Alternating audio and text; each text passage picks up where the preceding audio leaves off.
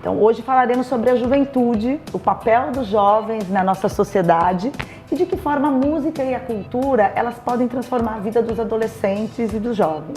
Então, nós vamos conversar com o Francisco José dos Santos, ou como ele é mais conhecido, Dunga, pelo seu trabalho missionário frente à comunidade da Canção Nova e autor de vários best-sellers, né, Dunga?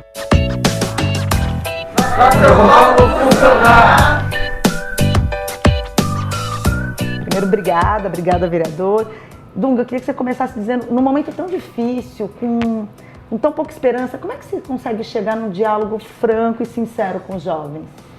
Olha, primeiro, acho que todos nós temos assim a oportunidade de dar a resposta para o nosso tempo. Então, hoje eu tenho 55 anos, mas me recordo quando eu tinha meus 18, 19, até os 30, né? E qual era a realidade dessa época.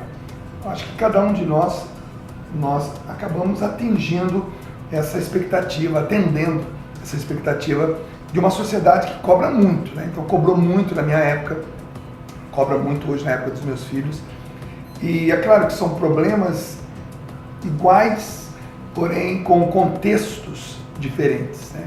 Eu sempre gosto de conversar com o jovem e dizer para ele que ele é uma frase no meio de um texto que está dentro de um grande contexto. Então, quanto mais a gente puder interpretar esse contexto, mais nós entenderemos o texto e o que nós fazemos, o que nós temos a ver dentro desse texto. Então, por exemplo, nós temos hoje drogadição. Drogadição existe há centenas de milhares de anos. Temos aí hoje a violência, temos a promiscuidade, a prostituição. Nós temos hoje coisas que sempre existiram, mas cada um dentro daquele contexto daquela época. Então, se o jovem hoje ele faz essa leitura, então nós temos que tentar fazer com que ele consiga fazer essa leitura do tempo dele, para que ele possa dar uma resposta, para que ele não atravesse essa fase tão linda da vida dele, de jovem, ou seja, ele está ávido a estudar, ele está ávido a praticar esporte, ele está ávido a consumir, ele está ávido a querer trabalhar, a produzir, mas se ele não entender o contexto do qual ele faz parte, dos perigos, dos valores, dos desvalores, ele não vai conseguir. Então, hoje o meu papel na juventude, com a juventude, é tentar levá-la a entender o tempo que ela está sendo jovem, porque esse tempo vai passar. Sim. 30 anos, acabou a vida da juventude, ele passa a ser um adulto, cronologicamente ele dá adeus, e ele já fez as escolhas dele, e agora ele vai ter que administrar as escolhas.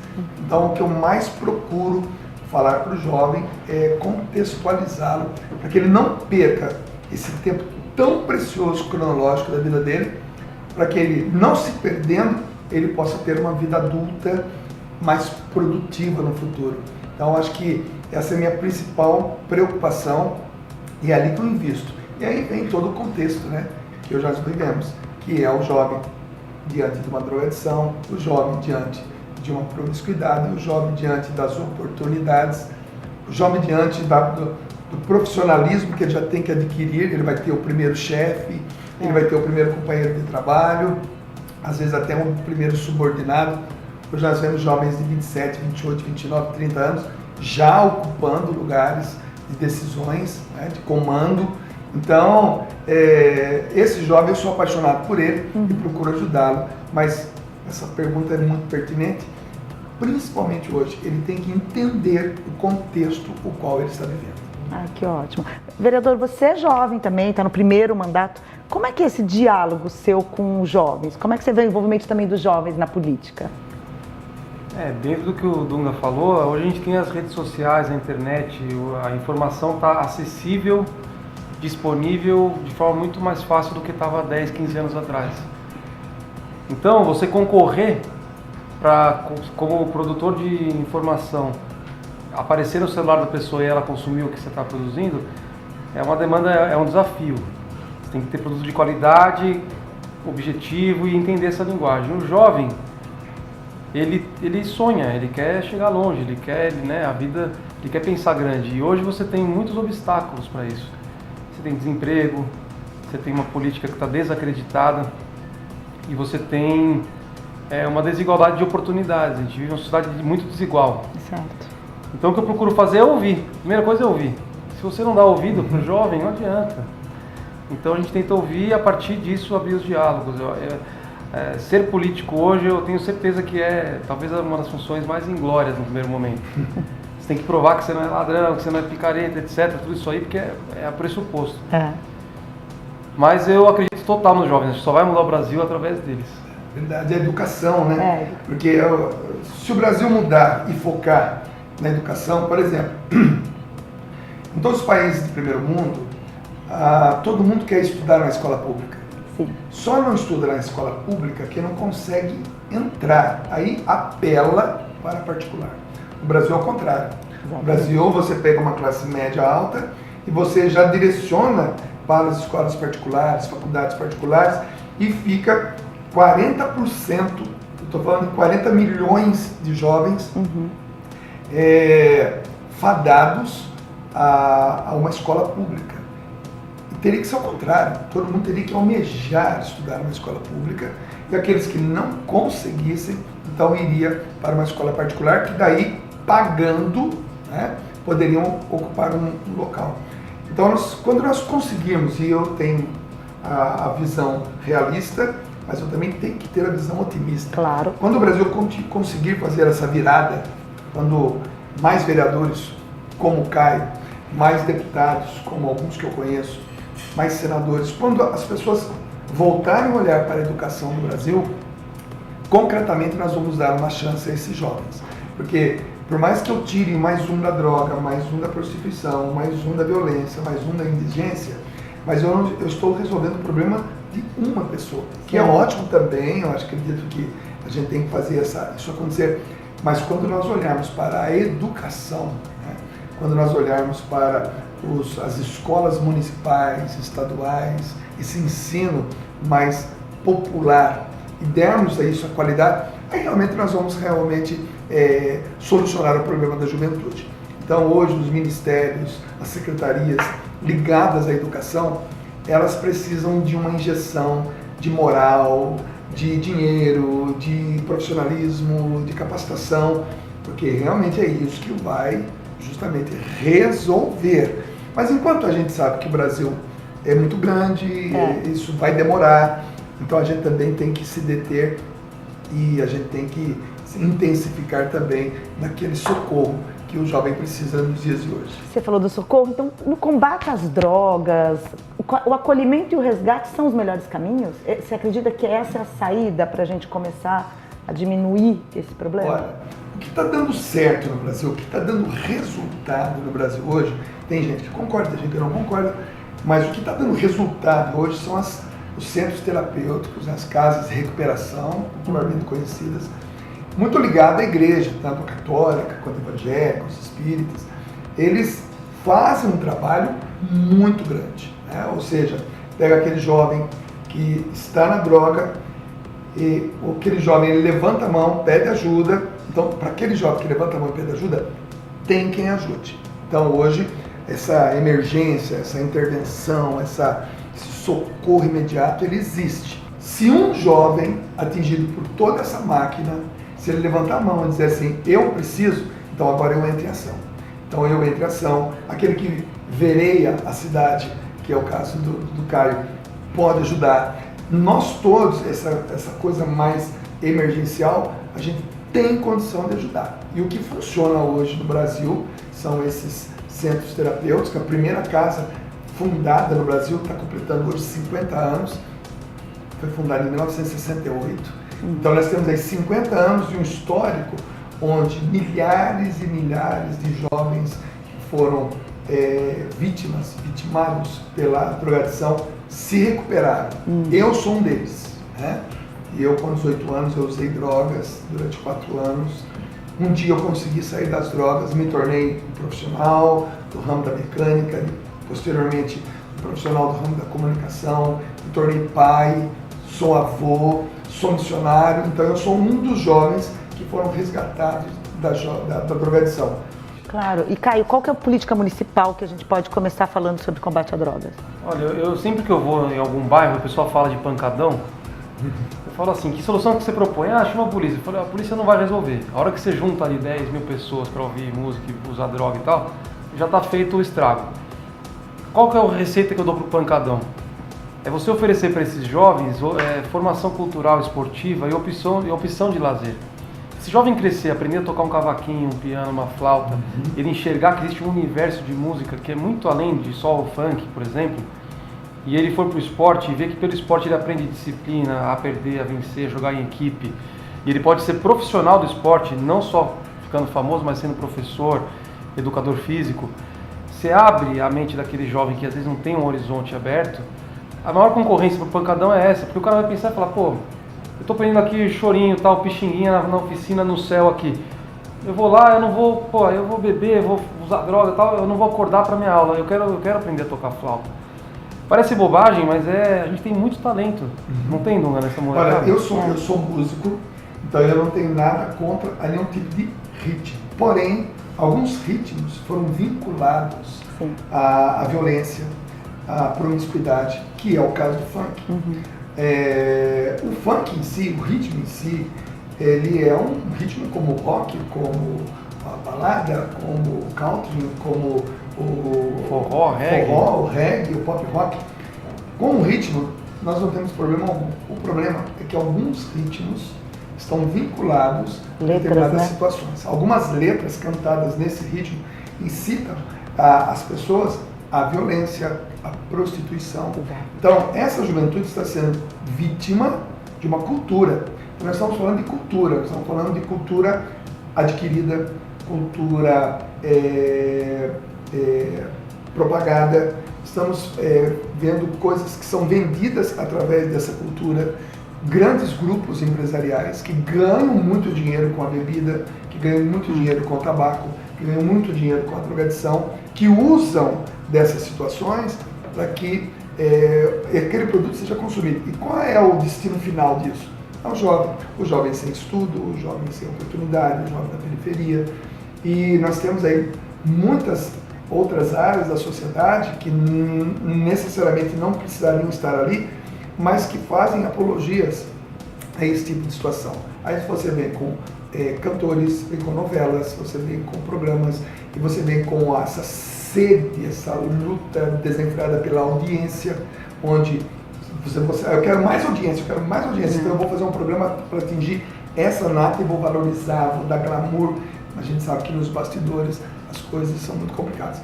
Então, o que o Caio propõe, o que outros vereadores também propõem, realmente, a cultura, a boa música, o esporte, a educação.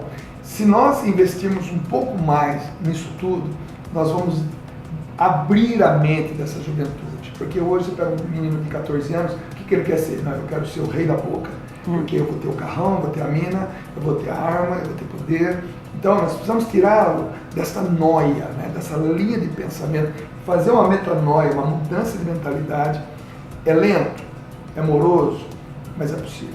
E funciona, então, E funciona. Então, se nós unirmos, hoje você tem aqui um vereador que representa um bom número de pessoas que votaram nele, você tem um missionário, um pregador, um palestrante, um escritor, um músico.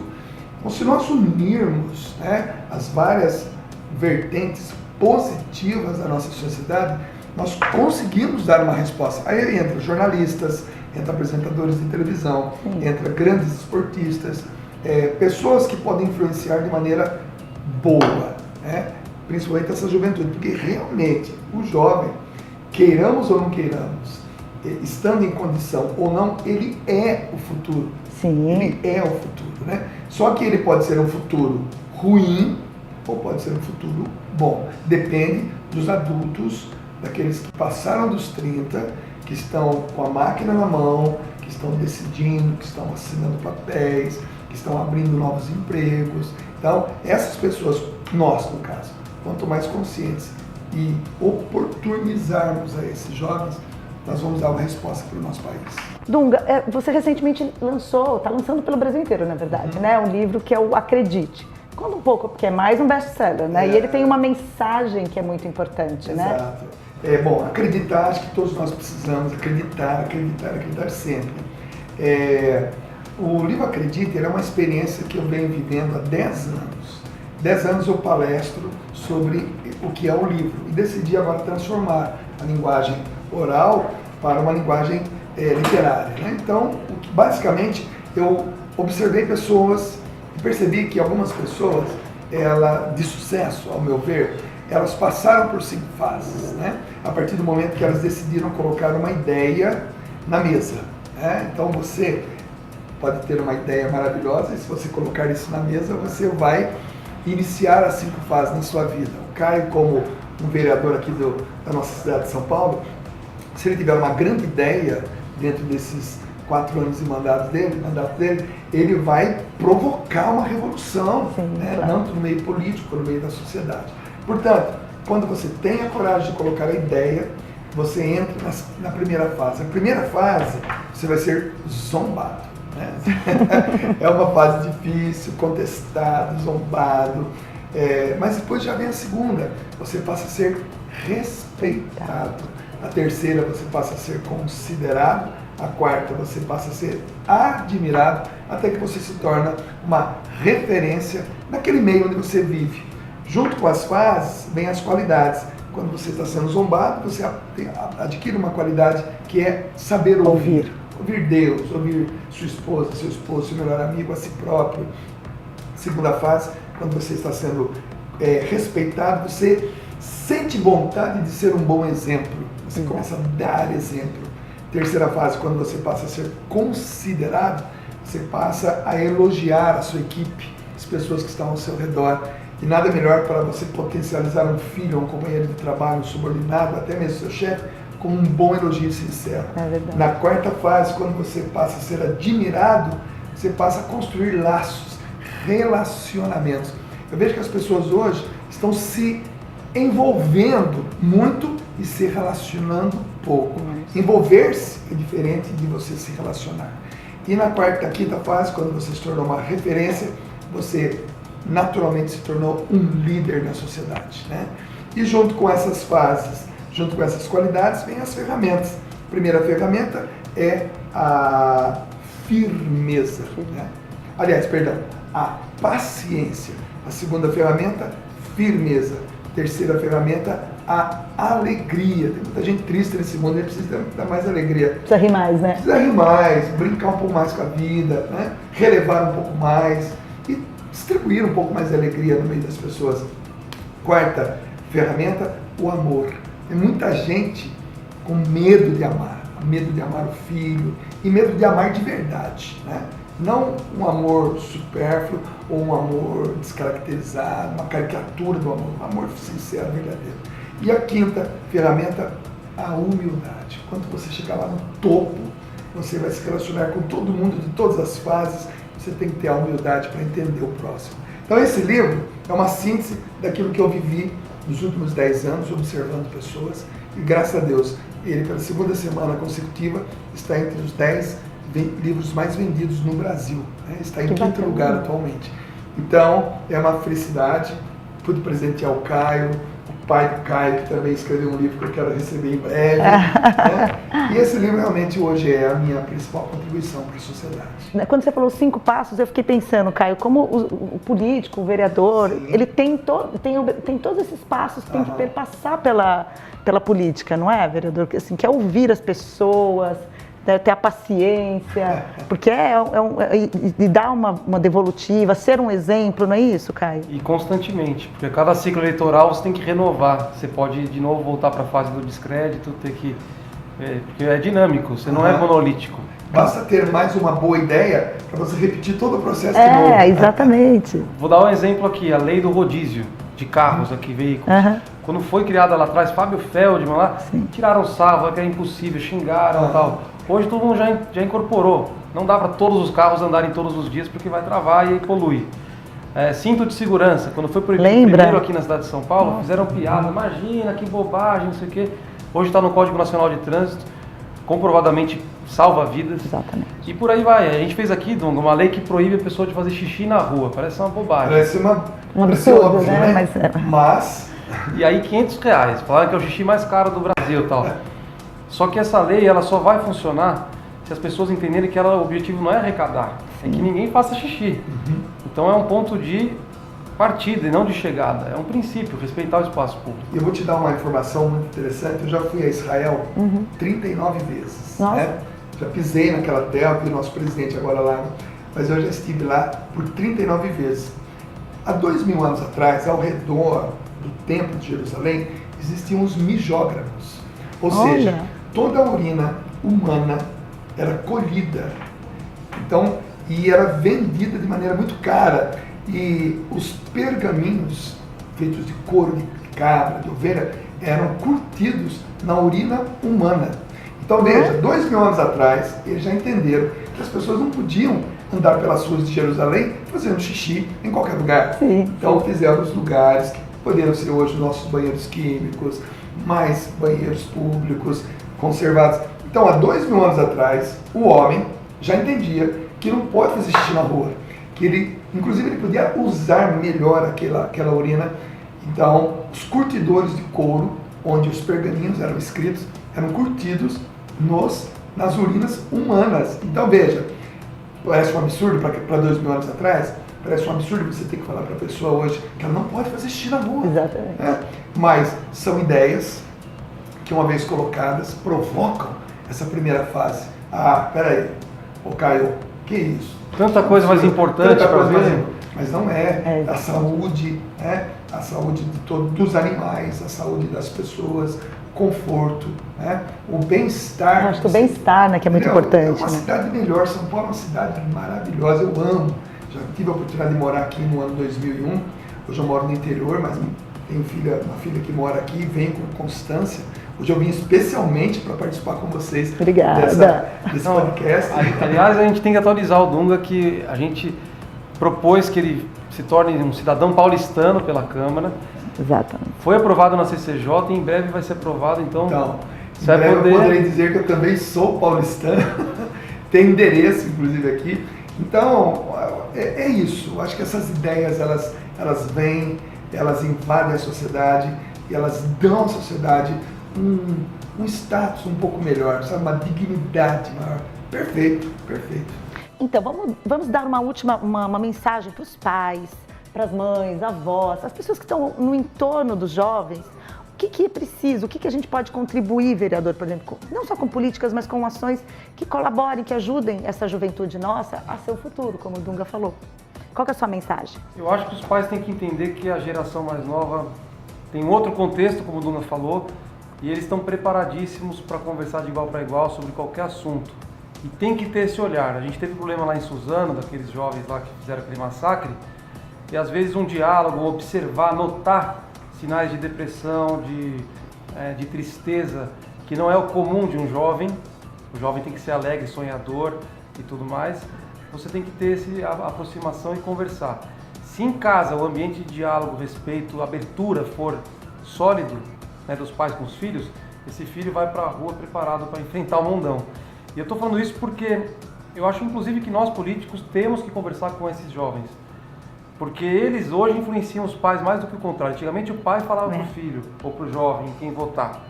Hoje, a molecada pesquisa, vê os vídeos, vê, ó, pai, isso aí não dá, isso aí é do partido tal, isso aí não sei o quê. E esses jovens influenciam os pais. Então a gente sempre vai nas escolas, inclusive quando são alunos que não são eleitores, porque eu sei que eles têm o poder de influenciar na casa e eles estão rodando a cidade, eles estão ligados nos problemas. Então às vezes eles estão mais ativos politicamente que os pais. Então para os pais eu digo, respeitem, observem, considerem mesmo seus filhos, porque um olhar, um cuidado, uma atenção na hora certa pode evitar um problema maior e a família é a base de tudo. Exatamente. Os pais, eles é uma classe que ela passa por vários sentimentos, né? Então ele tem a alegria de ter um filho, né? Depois ele tem a responsabilidade de educar, de cuidar, né, do filho. E depois ele vai ter também o período das frustrações com o próprio filho, né?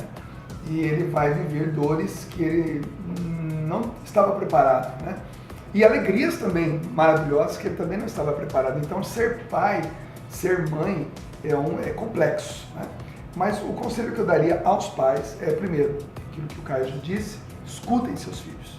Escutem seus filhos. Tentem entender os problemas que eles têm hoje, né? A palavra problema no dicionário é aquilo que tem solução. Então, todo problema tem solução, né? O que não tem solução não é problema. É uma coisa que eu não sei que nome se dá. Mas aos pais, primeiro, ouçam seus filhos, sejam amigos, né, de seus filhos, sofram um pouco as demoras, porque é um outro ser humano, apesar de ser seu filho, é um outro ser humano, que vai descobrir as respostas que ainda ele vai dar ao seu tempo, à sociedade do seu tempo, aos problemas do seu tempo. Então, se nós pudermos aproximar essas duas gerações, né? Meu pai, quando tinha a idade que eu estava usando drogas, meu pai estava na guerra na Itália. Nossa. Né? Então, meu pai foi para cima, meu pai estava dentro de uma trincheira, né? Esperando a guerra acabar para voltar para casa. E ele voltou. Então, olha a diferença do jovem Chico Nogueira, do jovem Dunga, que com a mesma idade usava droga. E do pai Dunga, hoje de 55 anos, com os filhos dele, que estão numa outra geração, conectada. Então imagina, meu pai na guerra, eu na maconha, meus filhos na conexão. Então, a única coisa que pode aproximar todo mundo é o amor, né? É o respeito, é o diálogo, está escrito aqui na caneca aqui, que a minha filha já pediu, inclusive, de presente, né? Dialogando, a gente muda até o país. Então, que a gente aprenda a dialogar, que eu, na minha condição de pai, o Caio, que também já é pai, que a gente possa nos aproximar dos nossos filhos, sermos amigos deles, e a coisa vai acontecer de maneira um pouco mais natural. Que ótimo. Então é uma mensagem de amor, cultura, de respeito para todo mundo, filhos, pais. Dunga, a gente quer agradecer muito, né, vereador? Poxa, é uma honra receber o Dunga aqui hoje, poder levar um pouco as palavras do Dunga para a rede também, para que pessoas que não podem estar aqui com a gente hoje, estão longe, mas que te admiram e te acompanham, possam ter acesso à sua sabedoria, à sua experiência, e reafirmar que aqui na Câmara eu acho que a gente tem que sempre também estar próximo de lideranças positivas, de gente que inspira. E eu queria até aproveitar a presença do Dunga aqui para agradecer também. Eu tive depois de virar vereador, eu tive contato com vários dos trabalhos que algumas entidades sociais ligadas à igreja realizam. Uma delas é a Aliança de Misericórdia. E, Dunga, juro para você, nunca vi nada parecido. Fantástico. Um padrão que o Estado não tem capacidade de dar igual. Então eu quero reafirmar aqui o meu compromisso em apoiar todo tipo de trabalho que for nesse sentido. De olhar para a pessoa naquela situação mais difícil que ninguém olha e se entregar de corpo e alma para recuperar. E a gente trouxe aqui o pessoal do curso de elétrica, que eram pessoas em situação de rua e que se formaram no Senai e estão indo agora trabalhar. Então, para mim, eu acho que a gente tem que reforçar isso, porque eu lá atrás eu já tive uma visão de ficar falando daqueles assuntos que ninguém resolve, que são polêmicas, e hoje o meu foco está nesse, ações concretas que mudam a vida das pessoas. Então, você é um grande líder disso. Maravilha, conta comigo, Caio, porque a minha formação profissional todinha é Senai, Serviço Nacional de Aprendizagem Industrial. Tenho 34 cursos de Senai. Olha! Toda a minha formação no ramo da mecânica foi feita nessa escola Senai. E tenho muito orgulho disso, né? E esses trabalhos sociais, como, por exemplo, a Aliança de Misericórdia, são respostas que a sociedade está dando. Então, parabéns pelo seu envolvimento. Conta comigo. Tamo junto.